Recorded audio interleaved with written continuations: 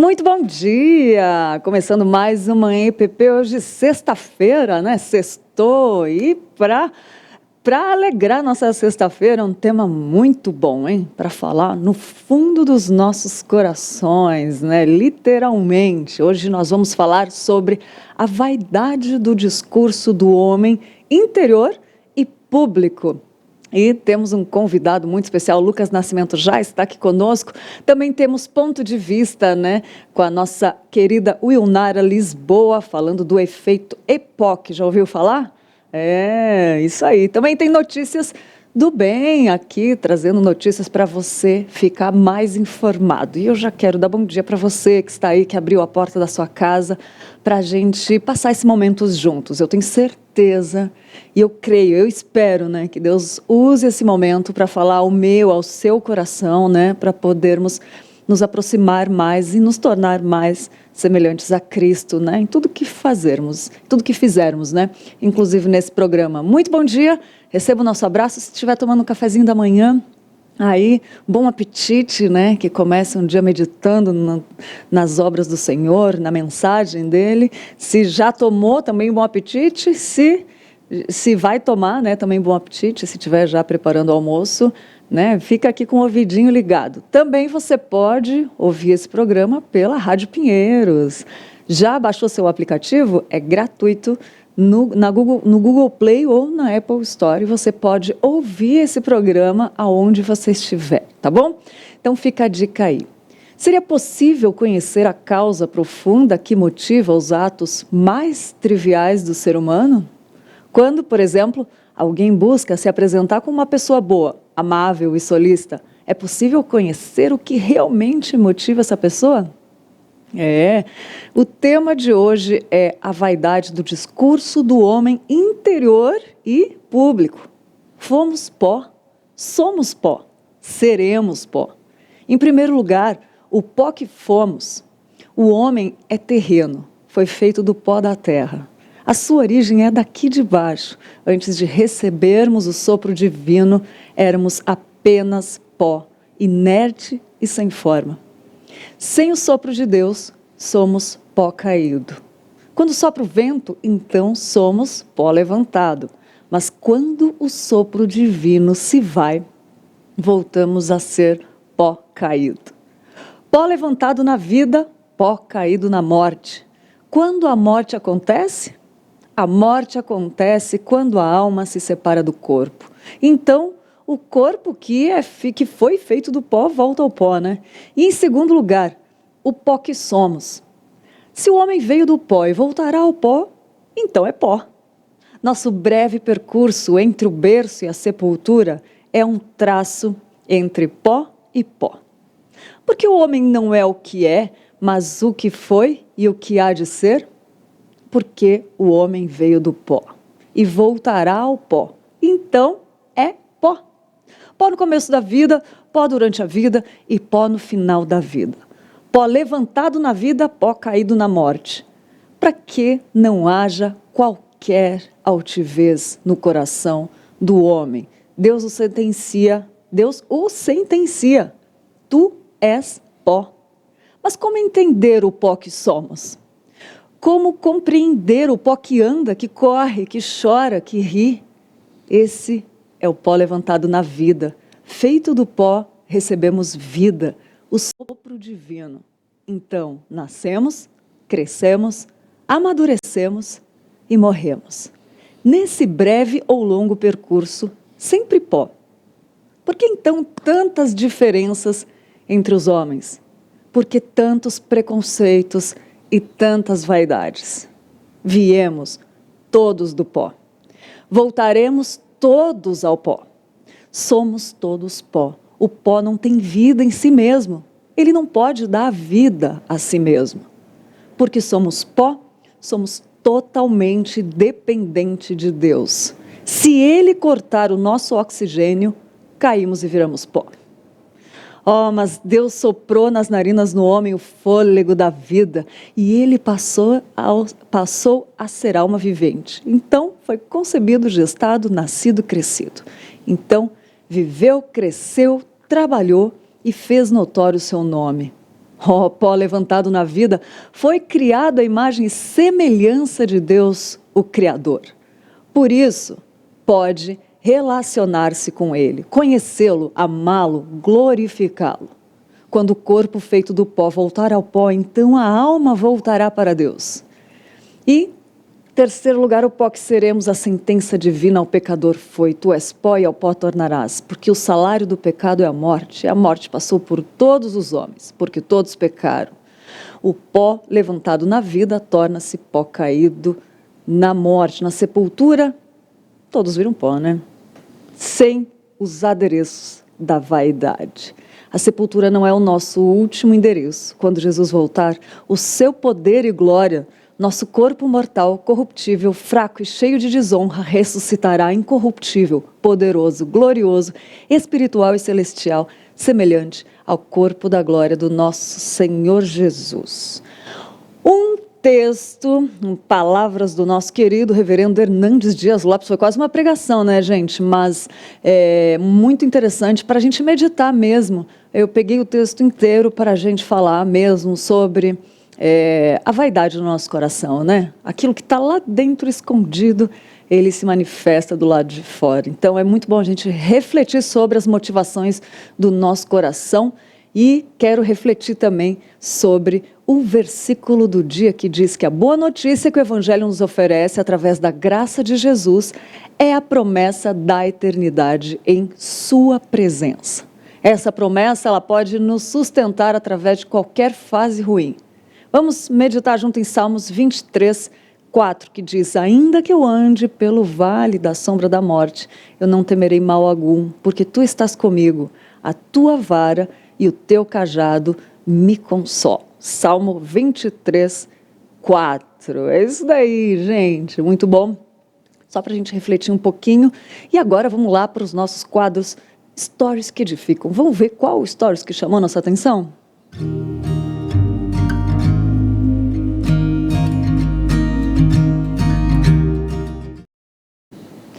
O Stories que chamou nossa atenção foi do Richard Nagel, que falou: oração.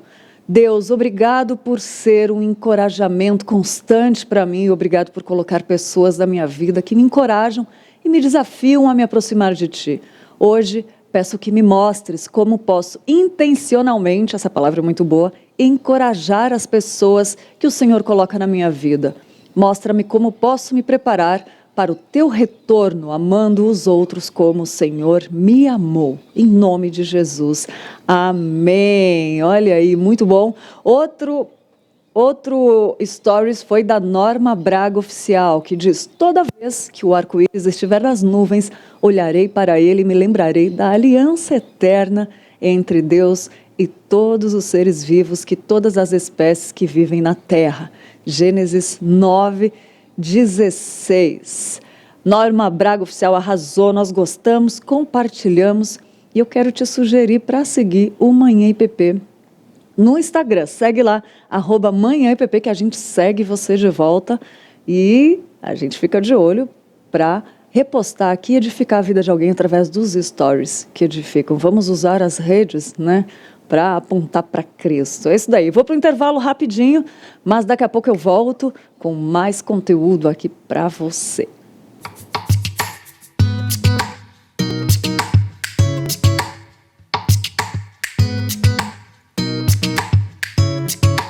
...2022, tudo novo nas tardes da IPP-TV.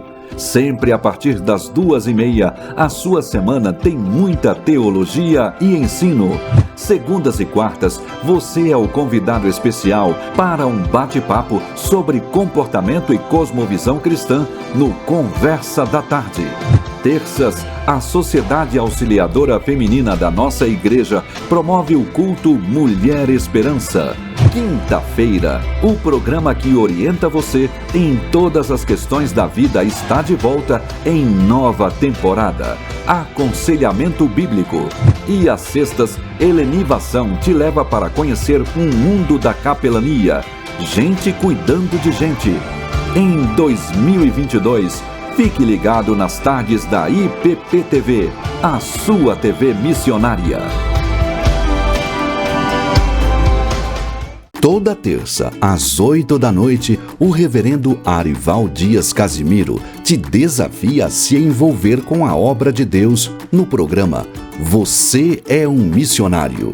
Entrevistas, testemunhos, sorteio de livros e a sua participação ao vivo pelas redes sociais.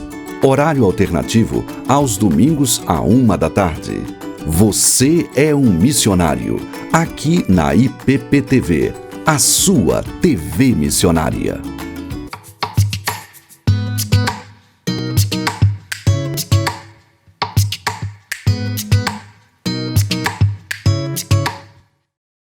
De volta, deu tempo de tomar aquela aguinha, né? E agora vamos lá para o nosso momento de notícias. O que o Notícias do Bem traz para você, nós trazemos uma degustação aqui de notícias, só para você ficar com vontade de continuar assistindo a IPPTV depois que acaba o Manhã IPP. Vamos lá para as nossas notícias de hoje.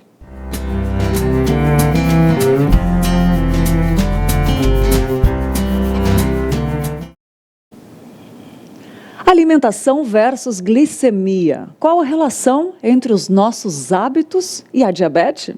E qual a influência que esse equilíbrio tem em nosso organismo? Confira a reportagem que o Notícias do Bem fez e a gente mostra aqui no Manhã IPP. O Wallace resolveu ir ao endocrinologista no ano passado para fazer uma dieta saudável e, de repente, descobriu que estava diabético. Foi impactante, Matheus, pelo seguinte: eu não tinha ideia. Eu tomava muito refrigerante, comia muito doce, gosto de doce, gosto de refrigerante. Tinha uma alimentação totalmente desregrada, mas o que me impactou é, por exemplo, o exame que diagnosticou, ele tem um indicador de referência que ele tem que estar em até 99, o indicador de referência. E naquele dia, o meu deu 330.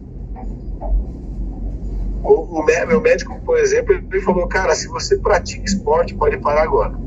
Enquanto você não fizer um regime, você está correndo o risco de ter um infarto. Foi aí que veio a mudança de hábitos. E dieta. Aí eu tive que mudar meus hábitos. Então eu tive que cortar o refrigerante, eu tive que cortar o carboidrato. Cortei o carboidrato no primeiro momento radicalmente, tá? Carboidrato e refrigerante. E aí começou a ter efeito instantâneo, cara. Comecei a perder quilos. Até agora, quando eu fui no médico, eu tinha 125 quilos, quando eu fui diagnosticado. E na semana passada, eu tô com 95. Então eu perdi 30 quilos. Mudou mesmo na sua vida, né? Mudou. A qualidade é outra. Eu vivia com muito sono, eu vivia com incontinência urinária e não achava que era... Achava que era porque eu tomava bastante líquido. E na verdade era um dos sinais da diabetes, né? A incontinência urinária. O Brasil é o 5º país em incidência de diabetes no mundo, com 16,8 milhões de doentes adultos de 20 a 79 anos, perdendo apenas para a China, Índia, Estados Unidos e Paquistão. Esses dados estão no Atlas do Diabetes da Federação Internacional da Doença. Existem 2 tipos de diabetes, 1 e 2. Para cada um deles, os sintomas podem variar. Nada substitui uma avaliação médica. Um simples exame de sangue pode revelar se você tem ou não. O tratamento do diabetes pode ser feito tanto com insulina quanto com a medicação oral. Porém, aderir às orientações não medicamentosas, como manter uma alimentação adequada e saudável, é essencial para o controle da doença e, consequentemente, o sucesso do tratamento. A primeira coisa é se alimentar dos 3 mais importantes que eu vejo assim, como os pilares de qualquer alimentação saudável, que é fruta, legumes e verduras. E quando eu falo que tem que se alimentar, não é comer uma banana, por exemplo, por dia, que ele só entre ali com alimentação saudável. A gente está falando ali de comer pelo menos umas 2 ou 3 frutas diferentes, de comer verduras e legumes no almoço e no jantar, de tentar colocar alimentos integrais na alimentação, principalmente para o diabético, porque ela ajuda a reduzir a glicemia.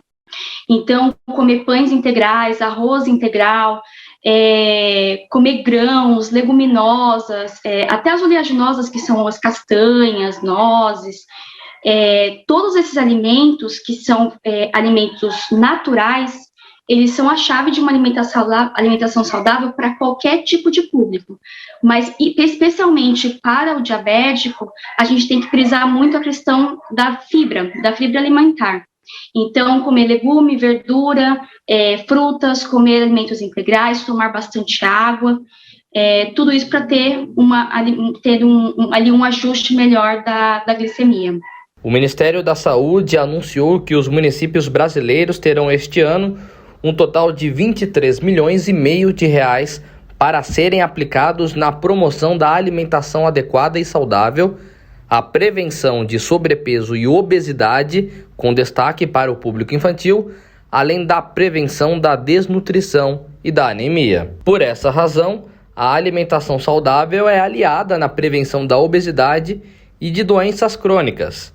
E fica a dica: desembalar menos e descascar mais. Eu vou usar a frase que acho que todo mundo já ouviu, desembalar menos e descascar mais, porque a nossa população hoje, ela está doente porque a gente come muito mal, então a gente quer tudo rápido e tudo muito prático, então a gente vai para o refrigerante, para o suco de caixinha, a gente vai para o salgadinho, a gente vai para a bolacha recheada, e tudo isso de uma proporção, a gente está comendo de uma forma tão elevada, que essa doença de diabetes, por exemplo, no passado, era para pessoas idosas. E hoje, adolescentes, crianças estão pré-diabéticas, porque desde pequenininhos estão comendo coisas que não deveriam comer. Então, até mesmo pessoas que estão ali, não chega nem a ser pré-diabética, né? Porque o pré-diabético está ali um passinho para ser. Até um pouquinho antes, porque o organismo vai dar uns sintomas, uns sinais de que tem algo errado, a gente tem que reduzir alimentos industrializados. Então, tudo que a gente compra da indústria, que seja produzido praticamente, que não tenha praticamente nada natural, ele tem que ser praticamente evitado, praticamente excluído da nossa alimentação diária. Então, como eu citei, refrigerante, sucos de caixinhas, salgadinhos, bolachas recheadas, bolinhos, aqueles bolinhos que são recheados no meio, enfim, todos esses alimentos, eles são muito ricos em açúcar, e esse excesso está fazendo a população ficar doente, muito mais doente, mais cedo. Falta pouco para o eleitor se regularizar e garantir a participação nessa eleição. O Notícias do Bem preparou uma reportagem mostrando o passo a passo de como fazer a transferência online. A gente mostra aqui no Manhã IPP. Para garantir o voto nas eleições de outubro, os cidadãos brasileiros têm até o dia 4 de maio para emitir, transferir e regularizar o título de eleitor. O serviço de transferência pode ser feito pela internet, por meio do site do Tribunal Superior Eleitoral. Para esse cientista político, regularizar a situação eleitoral é essencial para a participação de todos na hora de ir às urnas. Tanto é um momento que a gente exerce a nossa plenitude cidadã. É um momento em que a gente pode expressar de maneira igualitária aquilo que a gente pensa sobre o país e escolher o caminho que a gente quer para o nosso futuro, né? É muito importante participação, é muito importante a gente se engajar, conhecer, entender quais são as propostas, os projetos dos candidatos, o que eles representam, a ficha deles, o que eles já contribuíram para o país ou não, se eles são nomes novos que geram algum tipo de esperança para a gente, né? Eu acho que tudo isso tem que ser avaliado, analisado e com calma. Com calma, é um momento que a gente tem que parar para pensar, escolher, né? A gente precisa ter esse cuidado extremado para a gente poder ter depois bons resultados e poder depois cobrar, inclusive, né? Porque depois, se a gente escolhe por escolher ou não participa, qual que é a nossa, como que a gente vai cobrar depois, né? Então é fundamental a participação, é fundamental a gente olhar com muito cuidado quem são os candidatos aí postos. E para facilitar esse processo, o TSE lançou o autoatendimento. Ao acessar o site, vá até Eleitor e Eleições. Em seguida, tire ou altere seu título. Inicie seu atendimento remoto, Preencha os seus dados e depois finalize a transferência. É simples e prático, mas atenção, para ter esse direito é preciso atender a algumas regras. Morar na cidade há pelo menos 3 meses, além de não ter débitos com a Justiça Eleitoral e não ter transferido ou tirado a primeira via do título nos últimos 12 meses. Caso tenha feito uma mudança anterior no domicílio eleitoral, existe o prazo mínimo de 1 ano para uma nova alteração. É importante estar em dia com a Justiça, mas é fundamental estar em dia com o seu papel de cidadão. Espero que a gente consiga fazer uma boa escolha para o nosso país. É o que a gente mais precisa. O Brasil precisa retomar o rumo do desenvolvimento. A gente passou por diversas crises, tivemos essa pandemia que inclusive prejudicou não só o Brasil, mas o mundo inteiro. E agora é uma hora da retomada, né? E a gente tem que escolher quem que vai ser o timoneiro desse nosso barco chamado Brasil aí para os próximos 4 anos e que vai pavimentar essa estrada nossa para o futuro. Então é isso, espero que a gente tenha uma grande participação nessas eleições, que as pessoas entendam qual que é o papel delas nesse processo, que é fundamental, e que a gente tenha um Brasil muito melhor.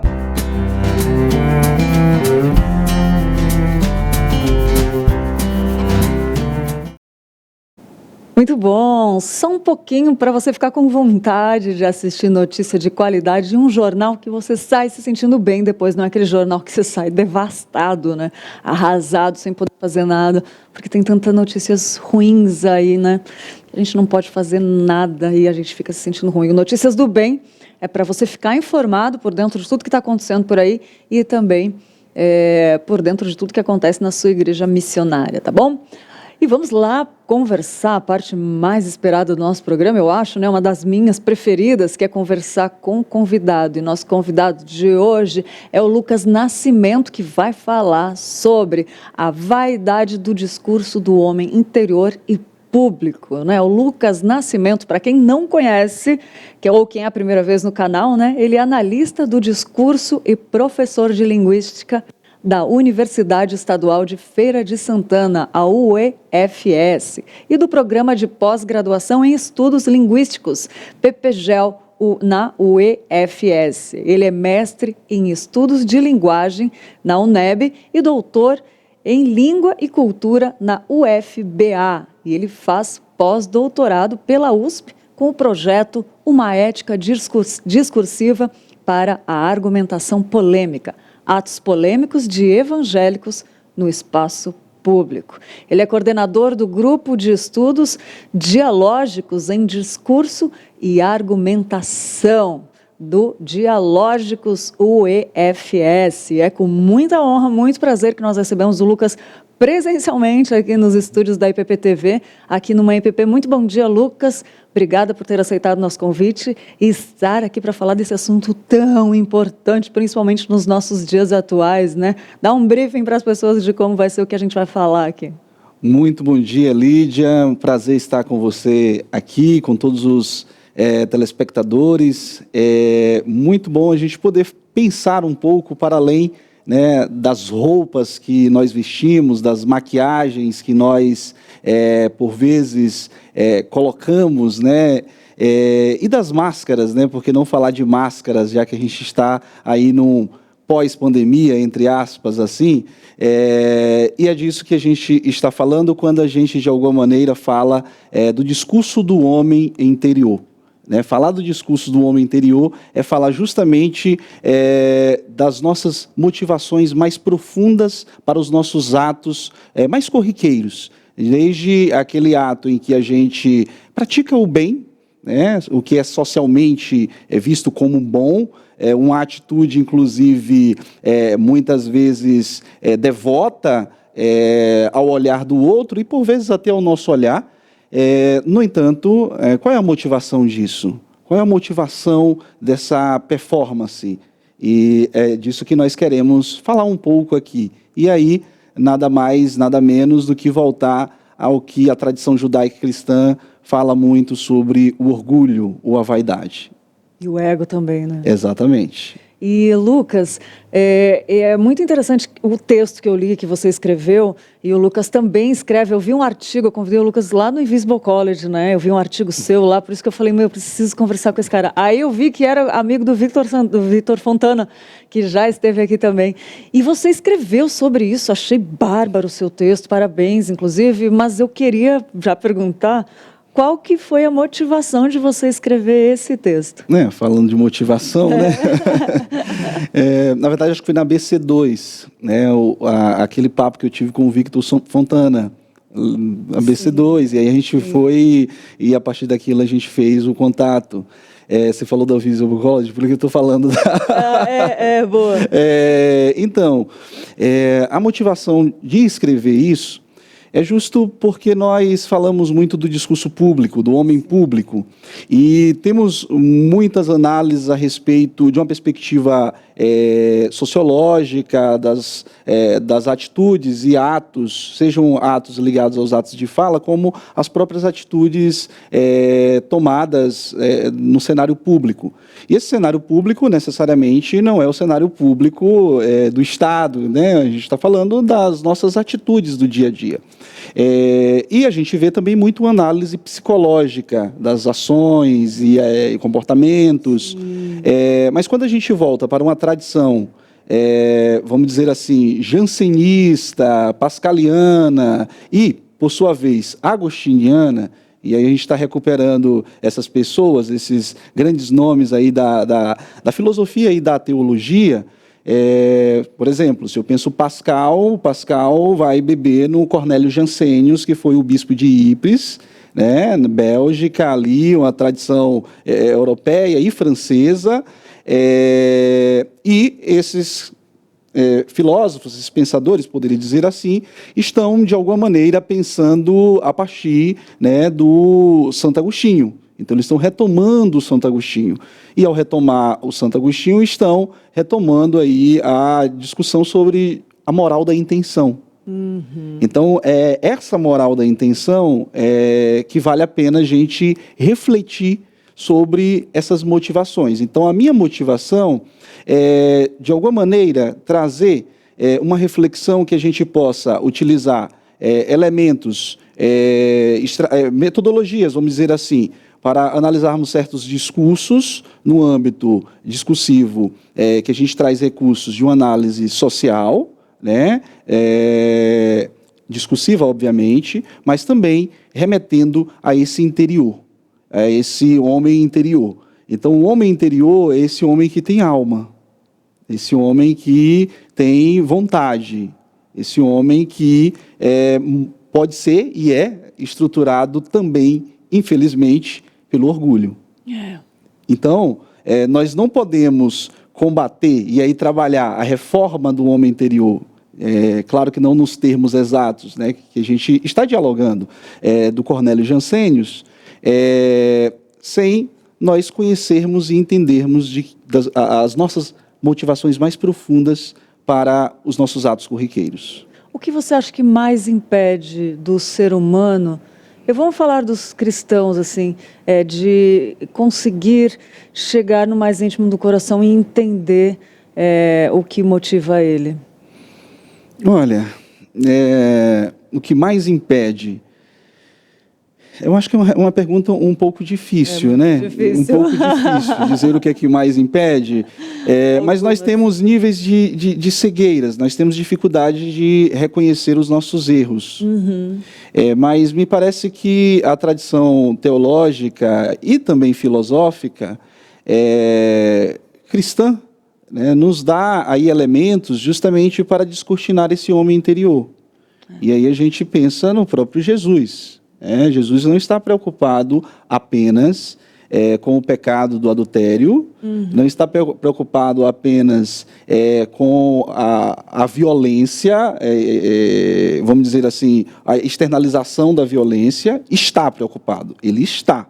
Sim. Mas não esses atos meramente externos, mas o que leva e o que motiva. O que estrutura uma sociedade que faz que seja uma sociedade de morte. E nós vivemos uma sociedade de morte, no sentido de Quando a gente observa um país com índices de morte como o Brasil, de homicídio, a gente precisa pensar o que, para além das questões, vamos dizer assim, outras, o que está motivando isso aí. Só que são dois cuidados que a gente precisa ter, né? Existe uma motivação de um homem que é tendente ao mal, mas como é que nós construímos essa sociedade que reforça e que traz escamas para que esse homem não perceba a maldade em seu interior? Isso, muito bem. Né? Então, eu acho que não é nem tirar, vamos dizer assim, não pensarmos apenas nos atos externos, mas também não pensarmos apenas no interior, dizendo, não, o que importa é o interior e pronto, e acabou. Não, as duas coisas, por isso que do homem interior e público. Né? Então, o que é importante a gente pensar aí? É justo que nós somos seres que temos dificuldades de reconhecer os nossos erros. Se temos dificuldades de reconhecer os nossos erros, precisamos nos abrir um pouco mais e criar estratégias para a leitura interior. Ou seja, quando a gente fala de leitura, de interpretação de si, a gente está falando de tecnologia. A leitura é uma tecnologia. Uhum. Então, como é que seria essa tecnologia de análise interior? Acho que a igreja dá muitas ferramentas interessantes. Né? A psicologia dá também, mas nós estamos pensando um pouco além, porque nós estamos pensando na alma. Né? No sentido nós estamos pensando no âmbito do espírito, da vaidade. Quando a gente fala de vaidade, a gente está falando da questão, vamos dizer assim, um pouco mais teológica também. A teologia contribui bastante para isso. Fenomenal. Eu coloquei ele numa sinuca de bico, vocês viram? Foi, né? Verdade. Olha, faz tempo que eu não lembro de alguma pergunta tão difícil assim. Ele saiu muito bem. Muito bom. Glória a Deus, Lucas, por essa resposta tão esclarecedora. E é delicado mesmo responder sobre isso, porque diante de tantas visões, tantos estudos, esses meninos... E aí eu quero chegar num outro ponto interessante também, que nem eu já conversei com o Vitor Fontana aqui, com várias pessoas relevantes, cristãs, que estudam, que se dedicam e que tem um temor ao Senhor ao colocar, e esse temor leva a não brigar nas redes. Uhum. Porque a gente vê muitas brigas entre irmãos, e é muito triste essa realidade, sabe? Aliás, eu quero dar parabéns, porque são pessoas que eu admiro, que se posicionam de uma forma, se destacando na rede social, né? E não brigam e levam conhecimento profundo do Senhor, assim, né? Eu sabia que eu podia fazer uma pergunta difícil para você. E aí eu queria te perguntar isso, assim, como manter, o que fazer para manter a motivação com temor ao Senhor, com tanto conhecimento e o coração, ele é enganoso, ele nos leva a querer, às vezes, brigar ou ouvir uma coisa tão absurda, né? Como controlar isso? Como é que você faz para conseguir se manter, né, temeroso ao Senhor ali e não ir pelas motivações do coração carnal e pelo espírito? Olha, eu acho que o fenômeno das redes sociais, ainda a gente está aprendendo sobre, né? Então, assim, as pessoas, normalmente quando a gente encontra alguém, está conversando e fala, você é uma pessoa tão legal, tão bacana, mas nas redes sociais você é uma outra pessoa, uma pessoa odiosa, uma pessoa violenta, né? O que faz com que essas pessoas se tornem assim nas redes sociais? Eu acho que é importante a gente se perguntar, porque talvez, hipótese, o Lucas das redes sociais, de alguma maneira é uma espécie de persona ali, um personagem, mas não porque a pessoa diga assim, vou montar uma personagem, agora essa personagem é a personagem das redes, mas me parece que a gente chama de um enunciador digital, esse sujeito digital perde de vista o todo do que é o ser humano, e ele está falando ali como se ele estivesse falando simplesmente a um outro meio que desconfigurado, um outro ser humano meio que sem corpo, sem um aspecto mesmo da corporidade, do sentimento mais da aproximação do tato, e isso a pessoa talvez cognitivamente responda e se coloque de uma maneira às vezes agressiva. Mas, trazendo essa questão da motivação do homem interior, me parece que as pessoas, quando estão falando, né, eu digo, discutindo, compartilhando coisas, talvez haja uma motivação implícita aí de defender a identidade de quem sou eu, ou da necessidade de se autoafirmar, por isso que estão sempre compartilhando coisas e compartilham sem entender que, por vezes, a forma como a pessoa diz, a forma como a pessoa escreve, elas, por vezes, não entendem que isso pode ferir, isso pode machucar o outro. Como a gente precisa de uma autoconsciência da nossa presença nas redes sociais. Né? Essa autoconsciência vem justamente de refletir sobre quem sou eu e qual é a minha motivação de estar ali. Então, às vezes a pessoa compartilha uma notícia ou algum comentário e ela simplesmente compartilha isso porque ela quer, vamos dizer assim, afirmar de que ela está com a verdade. Isso acontece muito. E de que o outro está certo, de que o outro está errado. Qual é a motivação disso? Por que você está compartilhando isso? Será que isso não é uma operação simplesmente da vaidade e do orgulho, em nome da defesa da fé, em nome da defesa de uma doutrina, em nome da defesa do próprio Cristo? Então, tão importante quanto o que você diz, eu penso que é o como você diz. Se a gente pensar no Cristo, o Cristo não veio apenas trazer conteúdo, o Cristo veio trazer e veio ser gesto de amor. Quando nós começamos a pensar no gesto de amor, encarnando a pessoa de Jesus e seu Espírito, a gente pensa assim, poxa, por que eu vou compartilhar isso? Será que eu não estou entrando em mais uma fofoca? Será que eu não estou entrando aqui em mais uma briguinha? E essas briguinhas, essas fofocas, são bem repreendidas lá pelos apóstolos, sobretudo o apóstolo Paulo.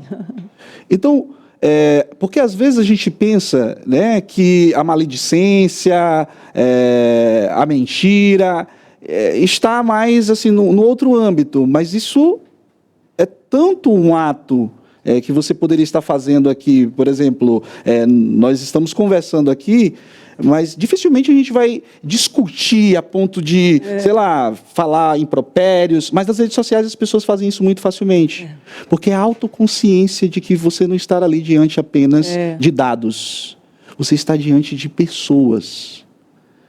Então, me parece que o primeiro ponto é essa autoconsciência de que são seres humanos, a gente perde um pouco. E aí é que a presença nas redes, ela tende a nos desumanizar. Então, eu preciso me rehumanizar enquanto sujeito digital. Quando eu me reumanizo e tenho consciência disso, eu começo a pensar, vale a pena dizer isso mesmo? Essas palavras, que é um meio frio, por assim dizer, quando eu escrevo, é um meio frio. Eu não tenho lá o tom de voz, eu não tenho lá a fisionomia, porque tudo isso coopera na compreensão de uma fala, de um enunciado, mas nas redes normalmente a gente não tem isso.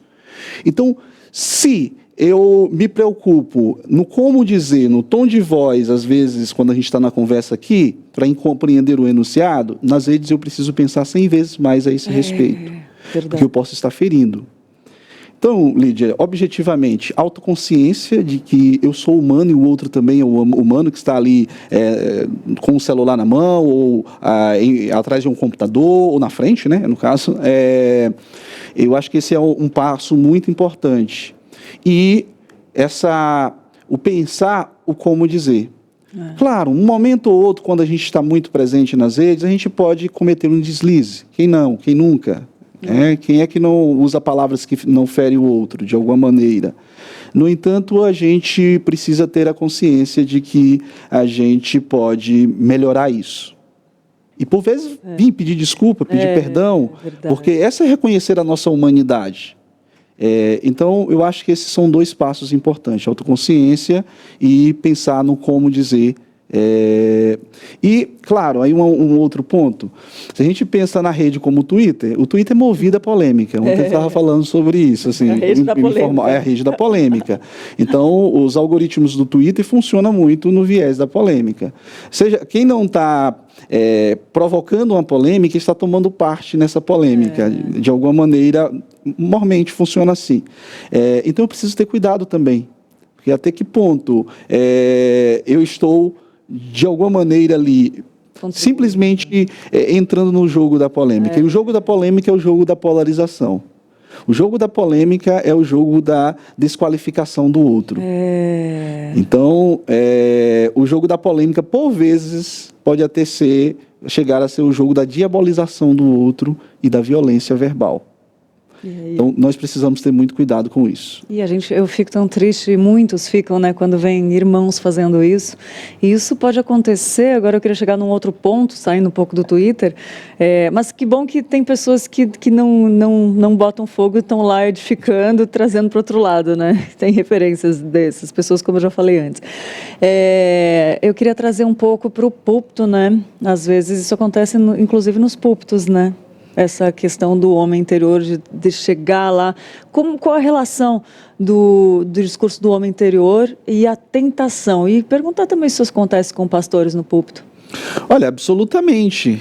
Se a gente pensar que em Mateus 6, né, Jesus está falando: guardei de exercer a vossa justiça diante dos homens com o fim de serdes vistos por eles. E aí ele vem trazendo 3 atos de justiça que diz respeito à devoção. A oração, da esmola, né, a oração, e ele vai trazer o jejum. Por que eu estou falando isso para falar do púlpito? Porque são atos de devoção. Até mesmo, e aí o Jansenius, né, aí eu estou me remetendo inclusive aqui ao livro dele, que é A Reforma do Homem Interior. Ah, que legal. Então tem em português, né, vale a pena, é um livro pequenininho, é muito interessante, A Reforma do Homem Interior. E até mesmo a leitura da Bíblia pode se tornar uma vaidade. Como assim? Por que eu estou lendo? Todos, Às vezes tem gente que lê a Bíblia simplesmente para poder defender os seus interesses e usa a Bíblia a seu favor. Usa a Bíblia como um meio para atingir um fim. A gente vê isso dentro das igrejas, acontecem. Pastores que preparam mensagem, né, infelizmente,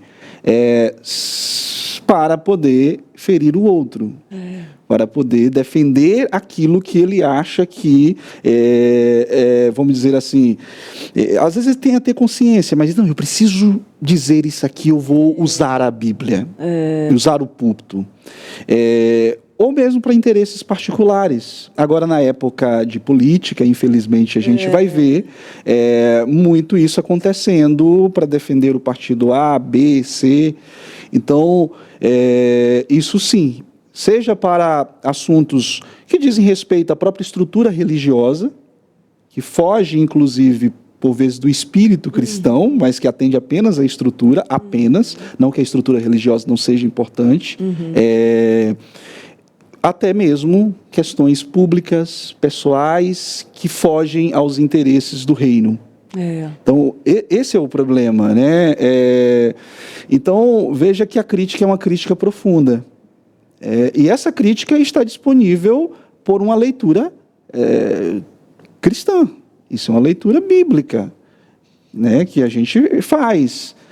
Então, assim, eu acho que é isso. Eu não sei se eu respondo bem a sua pergunta. Excelente, excelente, excelente.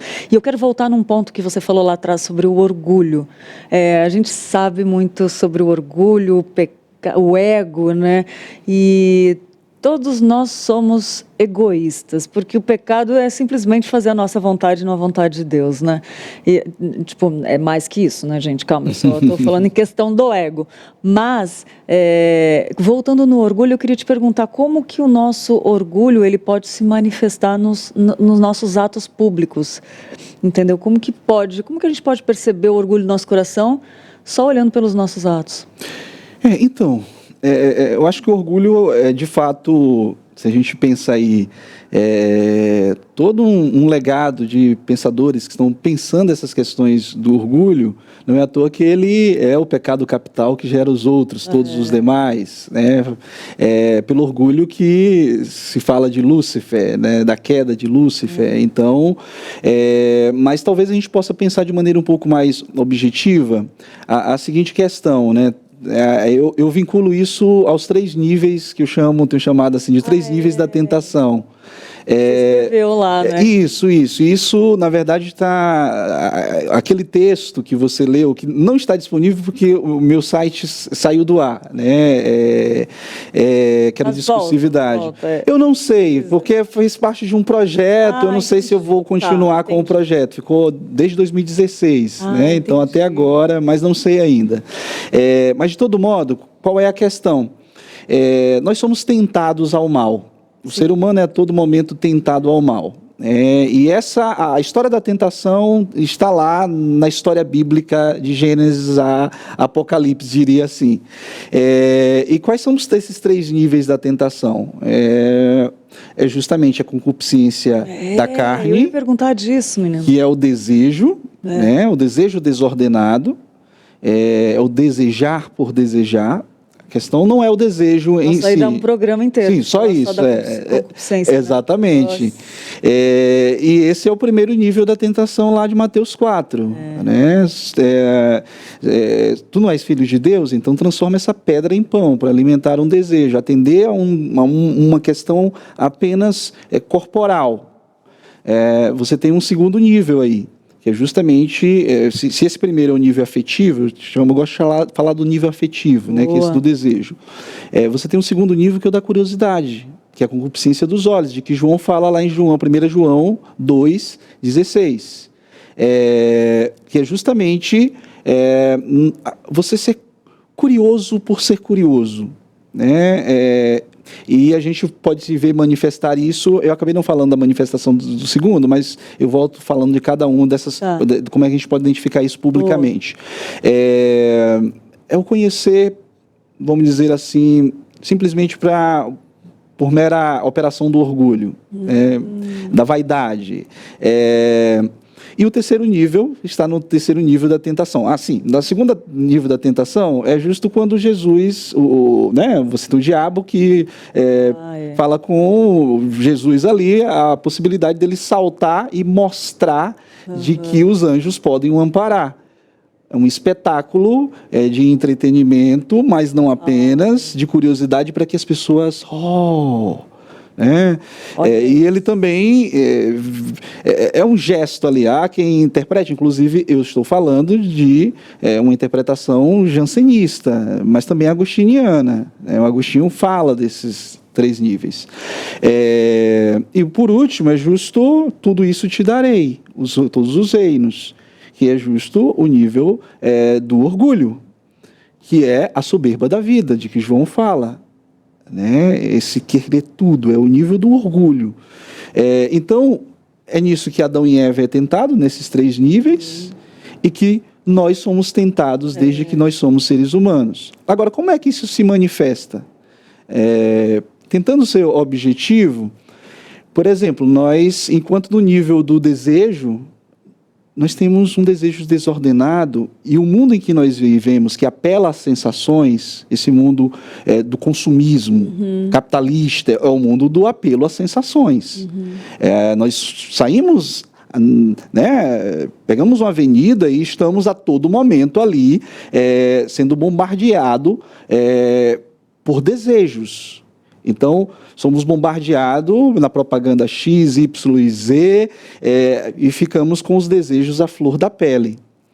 E temos toda uma estrutura de marketing, temos toda uma estrutura do consumo que apelam para que nós vivamos à flor da pele e contribuindo para cada vez mais nós respondermos a esse desejo à flor da pele.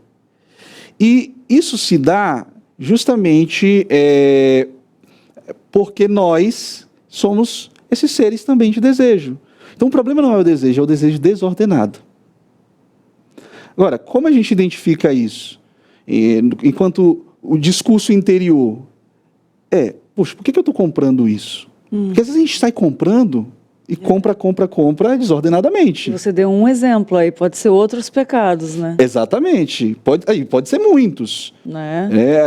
Por exemplo, quando eu... Por que eu estou consumindo tanto entretenimento?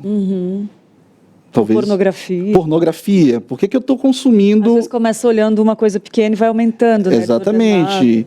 Então, isso tudo tem a ver com desejo desordenado. Isso tudo tem a ver com um discurso interior. O que o meu discurso interior está querendo?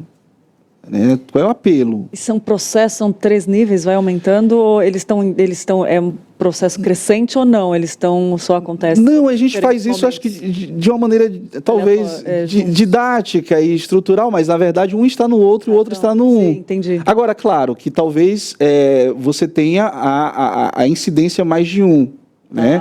Se você perceber, a tentação ela começa com o nível ali da carne, digo, do desejo, porque nós somos seres de corpo, e desejo eu estou falando dos 5 sentidos, tato, olfato, paladar, audição, tudo que nós somos tentados a isso, né, apenas nesse nível, do nível das sensações, isso é o que o Jansenius, inclusive, está trabalhando, está trazendo ali.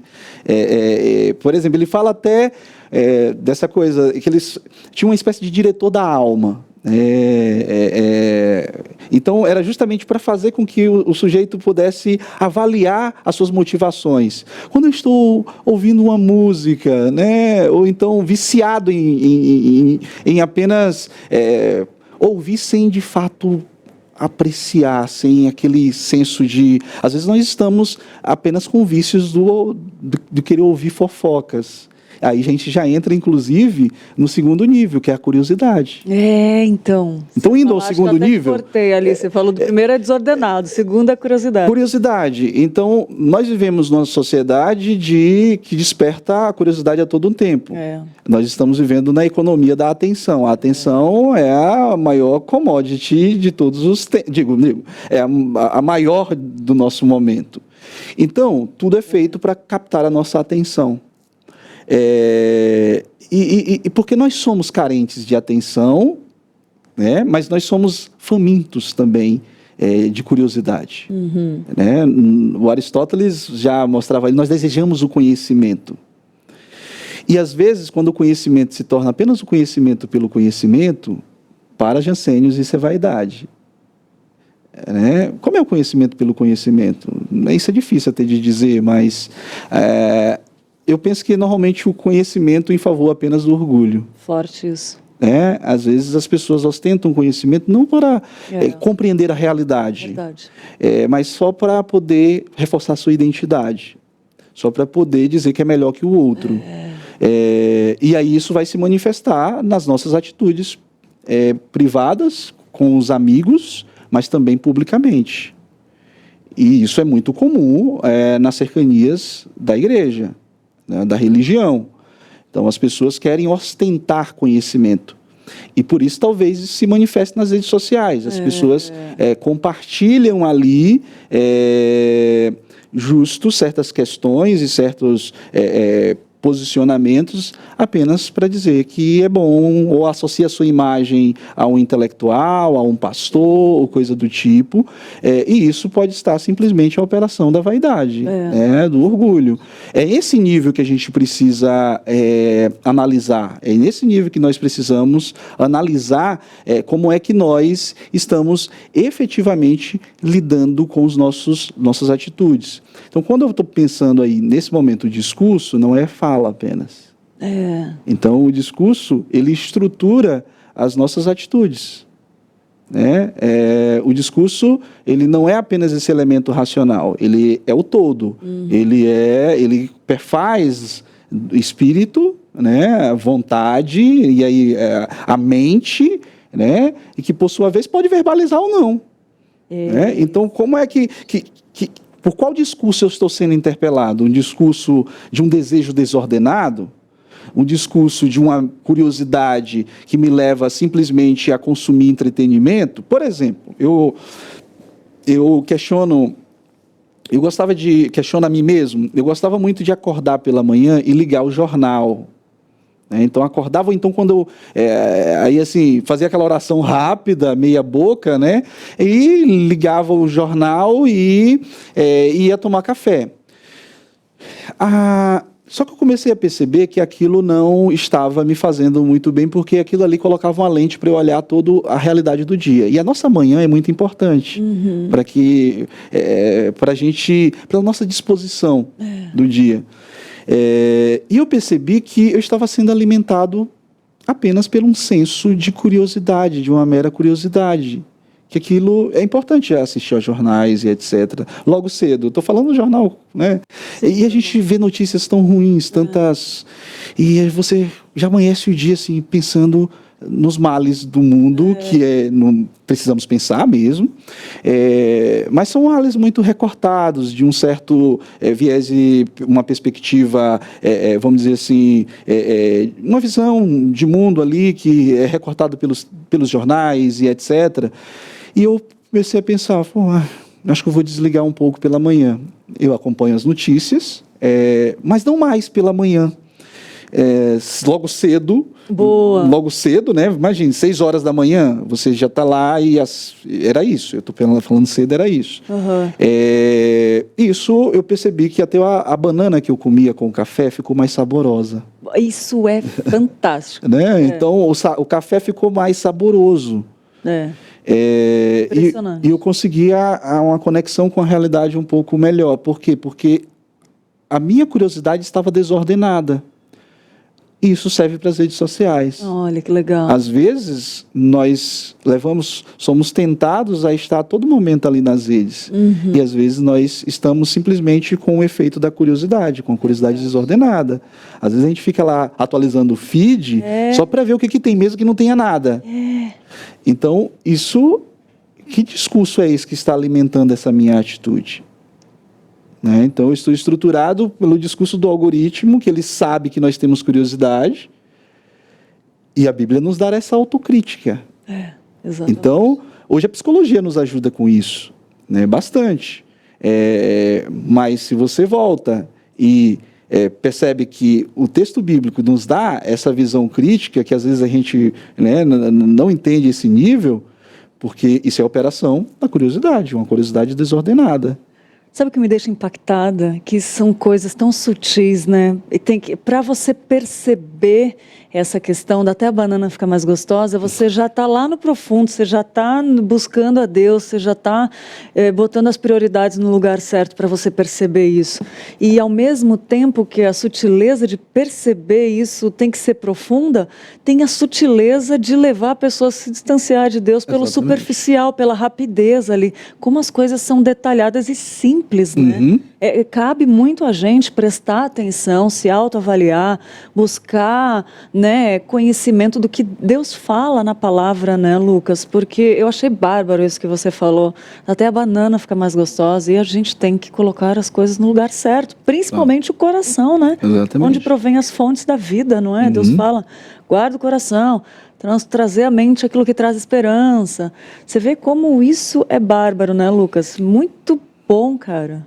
E assim, eu acho que tudo nesse sentido a gente tem que pensar como é que o orgulho vai estruturando. Veja que isso tem a operação do orgulho, de alguma maneira o orgulho estar ali. Sim.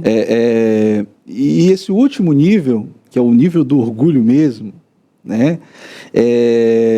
O orgulho é vaidade. A vaidade, mesmo em direção ao bem, é um desejo em direção ao mal. Né? Boa. Eu estou sendo aqui bem, vamos dizer assim, pascaliano, né? Agostiniano. É interessante porque, se a gente pensa agora nos atos públicos, como é que isso manifesta? O orgulho nos atos públicos. Eu trabalho eu pesquiso polêmica, né? Análise de discurso, polêmica. E o que a gente percebe com a polêmica? A gente percebe que as pessoas, os grupos, vamos pensar, conservadores, progressistas, são os grupos que estão aí sempre em batalhas públicas, e isso se manifesta também, e sobretudo, dentro das igrejas, né? E nas redes sociais, em que estar ali os grupos cristãos. Por vezes as pessoas querem simplesmente marcar a identidade, querem marcar trincheiras, diria assim, né? E a própria religião, como operação do orgulho, acha que, por vezes, por fato de o discurso religioso ser um discurso de alguma maneira, que tenta dar conta da existência, né, a partir de um ponto de vista transcendente, a religião, por vezes, não quer se abrir à ciência, por exemplo. A religião, por vezes, acha que tem a palavra final a respeito de certas coisas que não é necessariamente uma questão de palavra final. E aí, olha o orgulho religioso. E isso é o que mais mata. Se a gente pensar na história de Israel, a história de Israel é uma história que ele é tentada, eles são tentados, né, os israelitas são tentados pelo orgulho. Infelizmente, muitos momentos na história de Israel, o orgulho o leva à destruição, leva aquele povo a situações, inclusive a destruição de Jerusalém, que o próprio Jesus profetizou. Então, se a gente pegar aqui o exemplo bíblico. Mas por quê? Um orgulho de que, em nome de Deus, porque Deus, né, nós temos o único Deus, o Deus verdadeiro, e rejeitam Jesus em nome, inclusive, desses princípios religiosos. Então, acho que a primeira coisa será que a sua defesa de fé, será que a forma como você defende e o que está motivando isso é de fato a mensagem do Evangelho, ou é uma operação do orgulho que pode levar à destruição? E Deus abate o orgulhoso. Exatamente. A forma como nós estamos defendendo enquanto igreja, e nós falou a igreja de maneira geral, os valores religiosos, os valores morais na esfera pública, será que não é uma operação do orgulho? Né? E isso pode ser um sério problema? Então, essa é uma grande questão. E é uma questão que a gente deve se colocar. Muito. Então, assim como você tem os grupos que se manifestam apenas querendo e simplesmente achando que tem a verdade sobre o que está dizendo, os diferentes grupos, a religião também faz isso. E por isso, nós precisamos, o que é que vence o orgulho? A humildade. Isso. Bem-aventurados os humildes de espírito. Oh, meu Deus. Então, quem ganha o reino não é o orgulhoso. Quem ganha o reino é o humilde de espírito. É verdade. Quem ganha o reino é o manso. Mas será que, enquanto igreja, nós não estamos sendo orgulhosos na esfera pública? Nós não estamos sendo os rebeldes, porque nós temos uma igreja de milhões de pessoas. Os evangélicos têm milhões no país. Se todo mundo fosse humilde, como seria lindo? E eis a questão, é a maneira como as pessoas veem o reino, e como implementar o reino, implantar o reino, ou chamar o venha a nós. E nós queremos o venha a nós, o seu reino, aqui na terra, né, a manifestação do reino. Por vezes nós queremos levar isso à força. Nós queremos levar isso com meramente estratégias que são estratégias de outro reino e não do reino. Eita! E isso é a operação do orgulho. Exatamente. Então, eu acho que é isso que nós precisamos pensar. É isso que nós precisamos pensar, até que ponto os nossos discursos são discursos que contribuem para o mal no mundo. E esse mal se manifesta na violência, no racismo, né, na homofobia. Eu fiquei chocada. Então, precisamos pensar nisso. Porque a nossa sociedade é uma sociedade que sofre, e às vezes nós estamos na bolha evangélica ali, e por vezes essa bolha pode se mostrar muito orgulhosa. Né? Então, eu acho que vale a pena essa reflexão. Vale demais, vale demais. Olha só, eu quero agradecer, porque essa resposta foi fenomenal, assim. Eu quero agradecer as pessoas que estão participando também.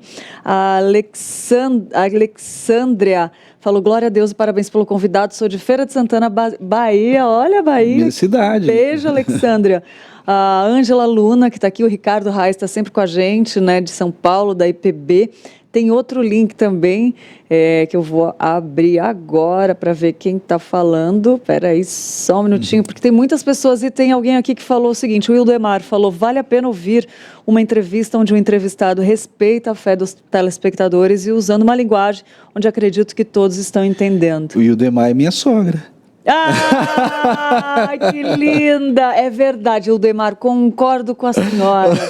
Parabéns pelo bom comentário, é verdade. É muito provável que seja, porque o nome dela é Oliveira? distinto, né? Isso mesmo. Que legal. Então, um abraço para Wildemar, meu sogro, pastor Vivaldino, pastor Bautista, Igreja Batista Mangabeira, lá de Feira de Santana. Ah, seu Wildemar, parabéns pela família, porque... E minha querida noiva. Cadê? Brenda Oliveira, não sei, Brenda ela tá aí, tá vendo? Tema muito edificante, Brenda. Estavam com saudade, aí eu falei, olha, eu vou estar ali ao vivo, então... Lógico, a gente ama. Olha só, o Vivaldino também, do Espírito Santo, falou, bom dia a todos e a todas, é sempre uma satisfação ouvir Lucas, desde já parabenizar pelo tema em discussão, esse tema é muito bom, né? Vivaldino, um abraço, querido, Deus abençoe. A Karina falou... A Karina está aqui também, pediu oração, né, para a família. A gente vai colocar em oração, Karina. A Patrícia, assistindo do Rio de Janeiro também. E é isso. Lucas, o tempo voou. Cara, eu sei que você tem compromisso agora também, o tempo agenda, mas obrigada por ter aceitado nosso convite de estar aqui pessoalmente. É um tema para a gente rever depois do programa, vai ficar salvo aí na live, viu, gente? Mas é um tema precioso aos nossos corações, eu acho que todos os dias nós temos que pensar sobre isso. Eu quero te agradecer de coração, assim... por ter vindo edificar as nossas vidas, né? Se colocar diante do Senhor, estudar tão profundamente aquilo que tem que ser o verdadeiro mover dos nossos corações, da nossa vida.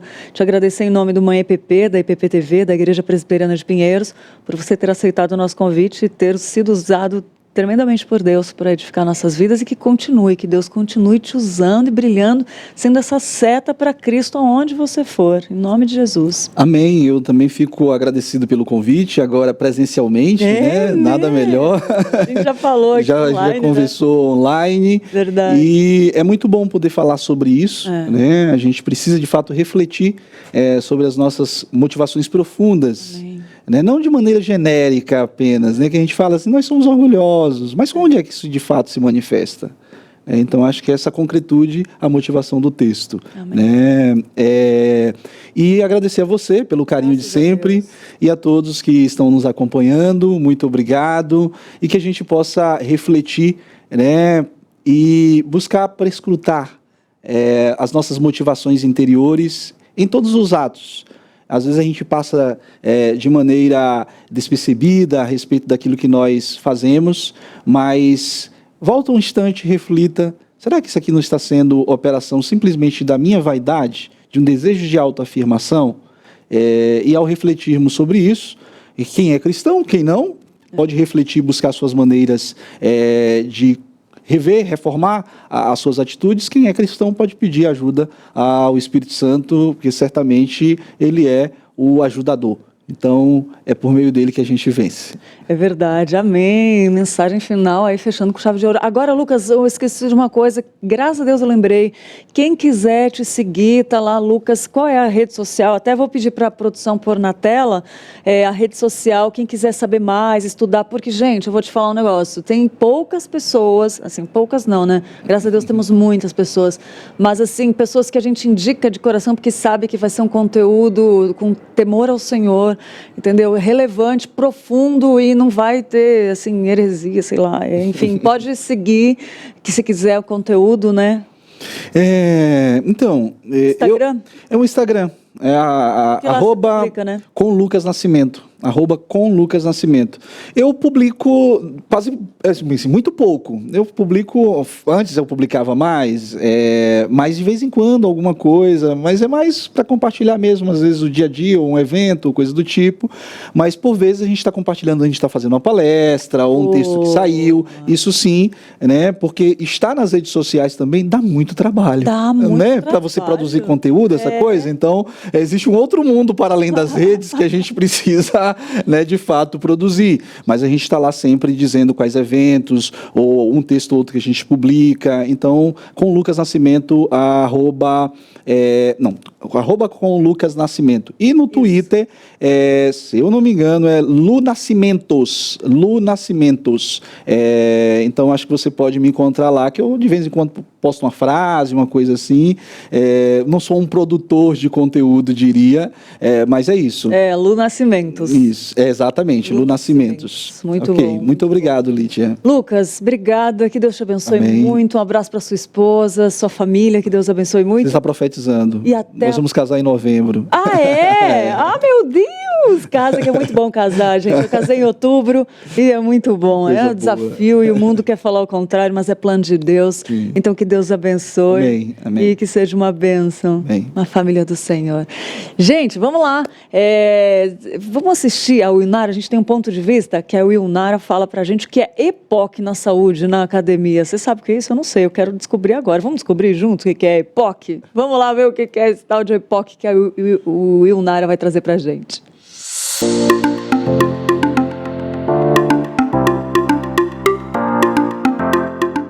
Oi, gente, tudo bom? Hoje eu quero compartilhar com vocês uma coisa. Você sabe o que é EPOC? EPOC é o consumo extra de calorias após o exercício. Você já reparou que depois que você treina, ou você faz uma corrida, você faz uma bike, faz a musculação, ou até mesmo um treino HIIT, você continua a suar, a transpirar bastante? Então, isso se chama EPOC, que é quando o seu corpo ele não entendeu que você parou de treinar e você continua o trabalho de exercício por até 30 minutos. O que dá em média de 26 até 100 calorias, dependendo do tipo de exercício de intensidade que você fez. Ou seja, por isso que é importante você intercalar treinos de intensidade ao longo da semana, principalmente se você quer emagrecer, porque isso vai ajudar bastante você a perder, a gastar bastante calorias, consequentemente perdendo gordura, tá bom? Mas lembre, o EPOC ele não é o fator determinante para você emagrecer. Ele é um dos fatores que colaboram para o emagrecimento e também para a tua saúde.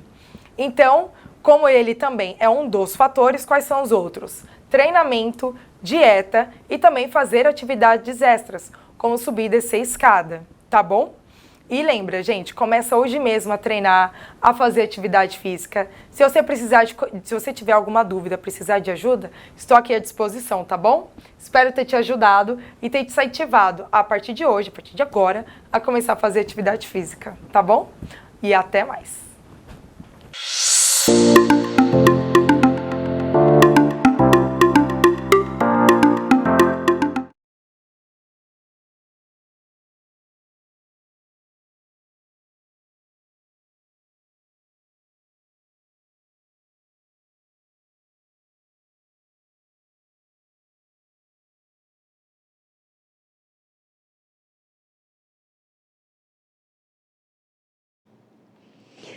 Muito bom, de volta. Agora a gente sabe o que é EPOC, né? Todo dia tem um ponto de vista aqui com moda, artesanato, finanças, viagens, né?